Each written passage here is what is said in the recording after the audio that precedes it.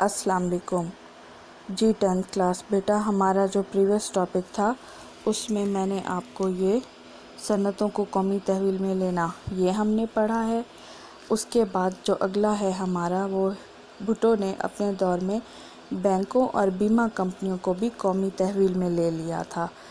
उस वक्त मुल्क में जो बड़े बड़े सरमायादार ख़ानदान थे वो अपने निजी बैंक और बीमा कंपनियां बनाकर रखे हुए थे उन्होंने, जिससे सरमायादार निज़ाम को तक़वियत मिल रही थी।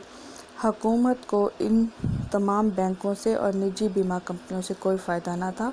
चुनांचे हुकूमत ने मुल्क के इक़्तिसादी इस्तेहकाम के लिए 19 मार्च 1972 को तमाम लाइफ इंश्योरेंस कंपनियां कौमी मलकियत में ले लीं। आप इसको अंडरलाइन कर लें, ठीक है। ये ऑब्जेक्टिव पॉइंट ऑफ व्यू के बहुत अहम है और इन्हें स्टेट लाइफ इंश्योरेंस कंपनी के तहत इकट्ठा किया गया था। नेक्स्ट है 1 जनवरी 1974 को पाकिस्तान के तमाम शेड्यूल्ड बैंक कौमी तहवील में लिए गए थे। आप इसको मार्क कर लें, ये आपका MCQ पेपर में आ सकता है कि पाकिस्तान के तमाम शेड्यूल्ड बैंक कब कौमी तहवील में लिए गए थे। तो आंसर है 1 जनवरी 1974 को लिए गए थे। इससे जो है बैंक मुलाजमीन के हालात बेहतर हुए थे। बैंकों और बीमा कंपनियों को कौमी तहवील में लेने से हुकूमत को इक़्तिसादी लिहाज से बहुत फ़ायदा पहुंचा और रुपया आवाम की फलाह व बहबूद पर जो है वो खर्च होने लगा था। अगला हमारा टॉपिक है लेबर इस्लाहात। मज़दूरों के लिए जो इस्लाहात भुट्टो ने अपने दौर में की थी। ये 10 फरवरी 1972 को नई लेबर पॉलिसी का ऐलान किया गया था। इसको आप अंडरलाइन कर लें सब बच्चे अपनी बुक पे। अच्छा, हर कारखाने में इंतज़ामी अमूर को चलाने वाली कमेटी बनाई गई थी, जिसमें मज़दूरों के नुमाइंदों को शामिल किया गया था, जो कुल तादाद का 20% थे। उसके बाद मज़दूरों को इख्तियार दिया गया था कि वो कारखाने के हिसाबात और स्टोरों की जांच पड़ताल अपने नुमाइंदों के ज़रिए करा सकें। इसके बाद मज़दूरों को साल में एक मरतबा तनख्वाह के बराबर बोनस देने का ऐलान किया गया। पैदावार में इजाफे की सूरत में मज़ीद खसूसी जो है वो इनको बोनस दिया जाता था। कारखानों में काम करने वाले मज़दूरों के औकात कार को नई शक्ल दी गई थी। एक हफ़्ते में इनसे 54 घंटों के बजाय 48 घंटे काम लेने की पाबंदी आयद की गई और जो ओवर टाइम काम करेंगे अपनी मर्ज़ी से उनको इजाफ़ी मुआवजा भी दिया जाता था। फिर मज़दूरों को बुढ़ापे में पेंशन, बीमा और ग्रेजुएटी के हकूक़ हासिल हो गए थे।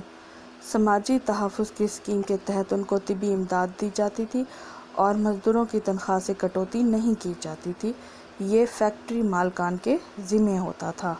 मज़दूरों को रिहायशी मकान और तालीम की सहूलत भी मुहैया की गई थी। हर कारकुन का तिबी मुआयना लाजमी करार दिया गया था और कम अज़ कम एक बच्चे की मैट्रिक तक तालीम जो है कारखानादार के ज़िम्मे लगाई गई थी। ट्रेड यूनियंस के ज़रिए मज़दूरों के झगड़े निपटाने के लिए सनती रवाबित कमीशन कायम किया गया था और इस सिलसिले में जूनियर अदालतें बनाई गई थी। इस तरह मज़दूर खुद अपना मुकदमा लेबर अदालत में ले जाने का हक़ रखता था। शॉप स्टीवर्ड का ओहदा तख्लीक किया गया, जिसके बाइस मिल मालकान और मज़दूर के दरमियान पैदा होने वाले मसाइल को हल करने में आसानी हो गई थी। मज़दूरों की मुलाजमत को तहफ़्फ़ुज़ देने के लिए मालकान पर यह पाबंदी आयद की गई थी कि वो मज़दूरों को बरतरफ करते वक्त वाज़ेह और ठोस वजूहात बयान करें ताकि नाजायज़ बरतरफियों की रोकथाम की जा सके।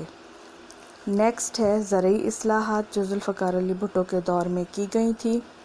उसमें जो है ज़मीन की इनफरादी मलकियत 150 एकड़ नहरी और 300 एकड़ बारानी मुकर्रर की गई थी। वो ज़मीनें जो नहरी पानी से सैराब की जाती थी और वो ज़मीनें जो बारिश के दिनों में पानी इकट्ठा करके उनको सैराब किया जाता है, इनकी इतनी हद मलकियत मुकर्रर की गई थी। ज़ायद ज़मीनें ज़मींदारों से लेकर मज़ारिन और काश्तकारों में तकसीम कर दी गईं बग़ैर किसी मुआवजे के। मार्च 1976 तक 15 लाख एकड़ ज़मीन किसानों में तकसीम की गई।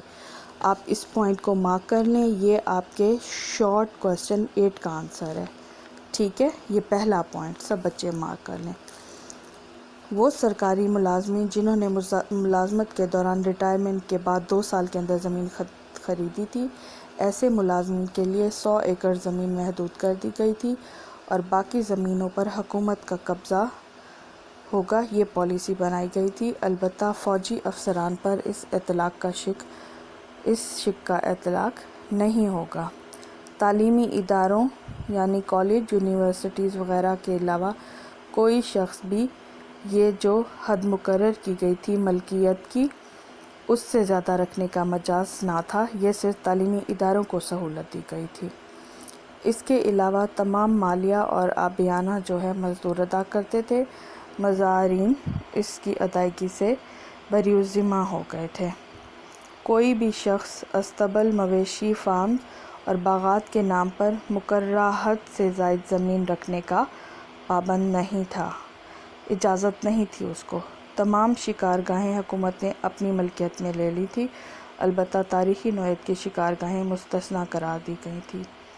مالکان کو یک طرفہ مزارعین کو بے دخل کرنے کے حق سے محروم کر دیا گیا تھا۔ صرف بٹائی نہ دینے والے یا مسلمہ ضروری شرائط کی خلاف ورزی کرنے والے مزارعین ہی بے دخل کیے جا سکیں گے۔ حکومت نے زمین کے چھوٹے چھوٹے قطعات کو اکٹھا کرکے اشتمال اراضی کے نام سے اسکیم بنائی تھی۔ پاکستان میں مشینی کاشت کے لیے تحریک امداد باہمی کی حوصلہ افزائی کی گئی تھی۔